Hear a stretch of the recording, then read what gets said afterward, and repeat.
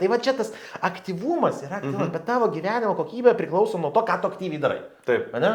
Tai va čia, dabar, jeigu mes žiūrim į pasyves pajamas, jas tikrai galima, iki tokio, kad iki 10 valandų į mėnesį, jeigu mes sakom, čia yra pasyvu, pas mane yra įmonė, kur ten ten 1 valandą į metus, atėjo ataskaita, pasižiūrėjom, viskas, žinai, bet tu kaip pavyzdys, kokia veikla ten gali būti? Ten, kur 1 valandą į mėnesį yra NT įmonė su visiškai administracija, jinai nesiplečia, ne? Tu tiesiog sudėliojas? Viską, ta prasme, objektas toks supakuotas. Aš net nelabai žinau, kas ten vyksta. Ta prasme, aš tik tai, ta prasme, šitą mes turime, kad jeigu užimtumas ten pakristų iki kažkiek, ar ne, tai šitą, bet kai gerai menedžina, nėra klausimų. Ta prasme,